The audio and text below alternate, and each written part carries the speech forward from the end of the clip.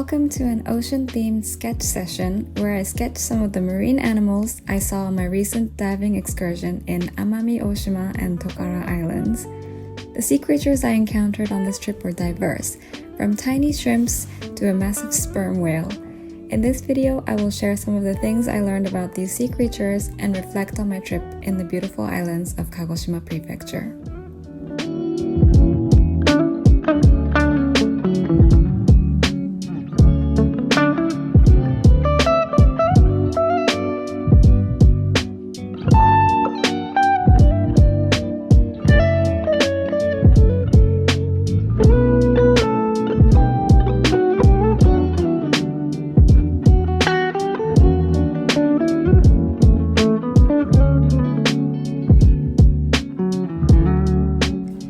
Let's rewind and talk about the trip. Amami Oshima is a large island located between Kyushu and Okinawa.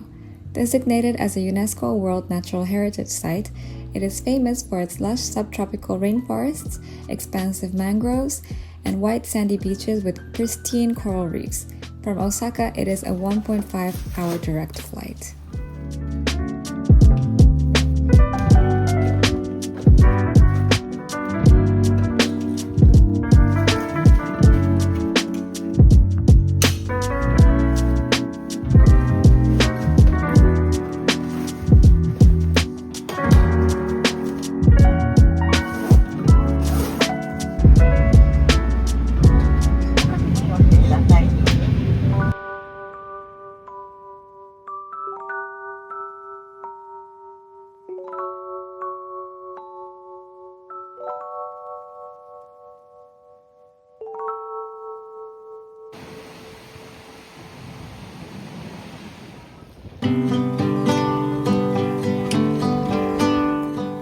On the first day, we went diving around the southwestern coast of the island, between Amami Oshima and Kakiroma Island.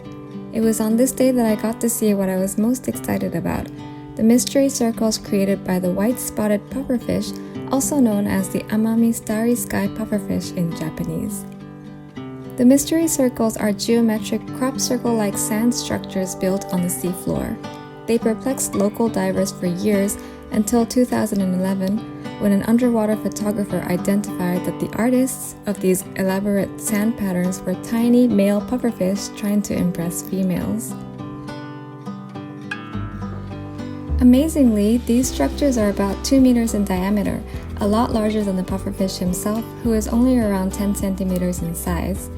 He spends about a week tirelessly building these circles as courtship nests in hopes that a female will choose it as a place to lay her eggs. The timing of these circles coincides with the lunar cycle, and we were able to see a pufferfish making the final touches to his masterpiece as we were almost at the full moon. These mystery circles can be observed at depths of 25 to 30 meters under the sea around spring and summer. It's fascinating that these tiny pufferfish can stay at such depths for so long and even be able to tell when the full moon will be.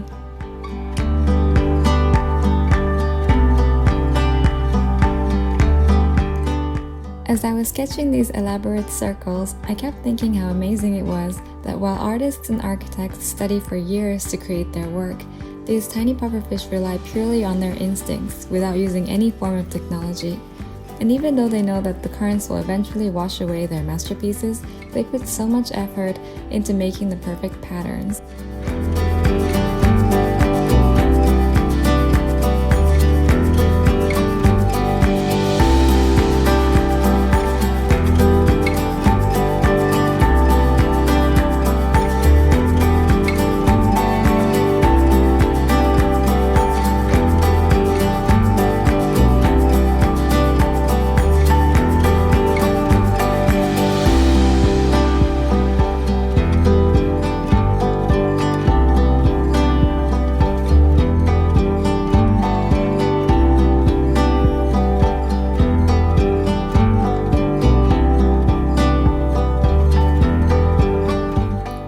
This day, we explored a few other marine protected areas where I came across vibrant tropical fish, including some clownfish, such as the red sea clownfish, the pink skunk clownfish, and the orange skunk clownfish.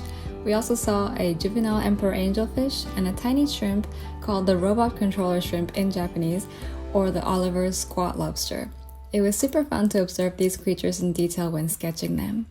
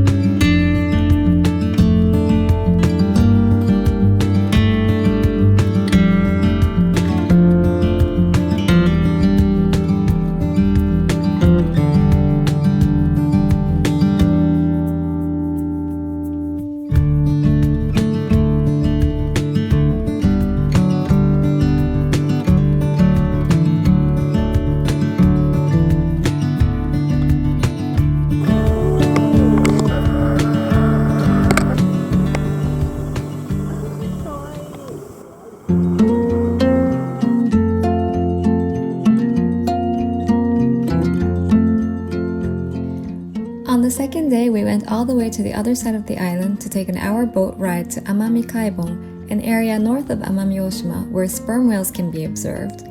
It is at this spot where they dive 1,000 meters underwater to depths where the pressure is so high that it could crush a submarine to hunt their prey, giant squid, using echolocation. Our instructors used the clicking noises the sperm whales make for echolocation as indicators of where the sperm whale was, and we got to see one around 10 meters in size, which is apparently on the smaller side. The sperm whale swam up to the surface to breathe and turned his, yes, he was a boy, belly towards us, as this allows him to see better, so this sketch is of him swimming on his back.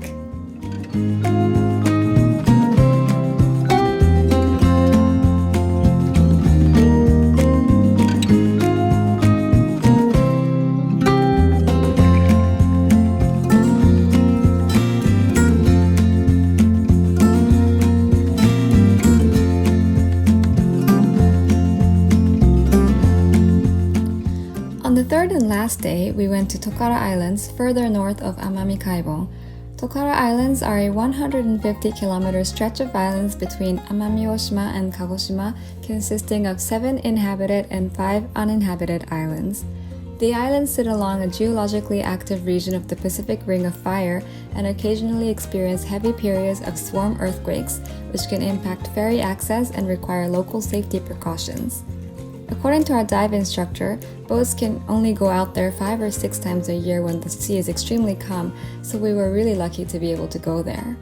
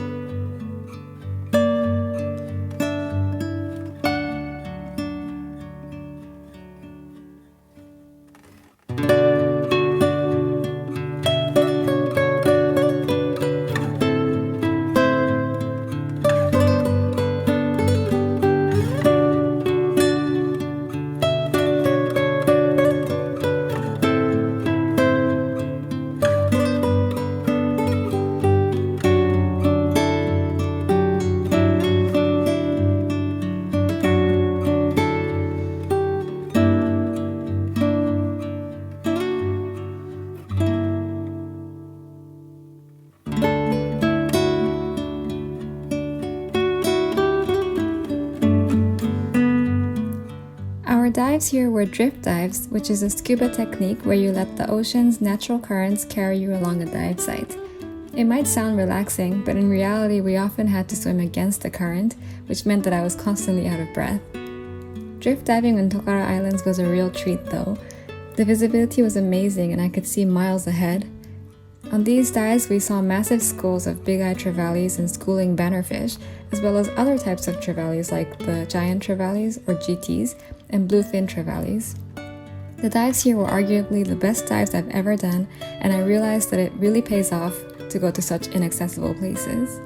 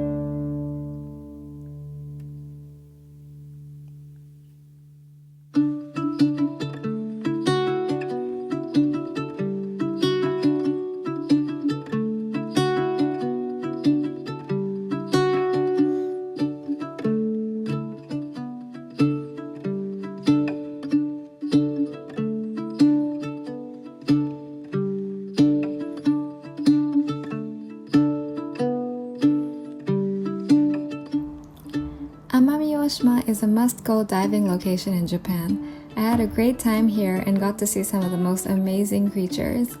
It also gave me an opportunity to unwind, being surrounded by nature, swimming in the ocean, reading, and connecting with other divers. It felt good to disconnect and remind myself how beautiful our planet is and explore what we can.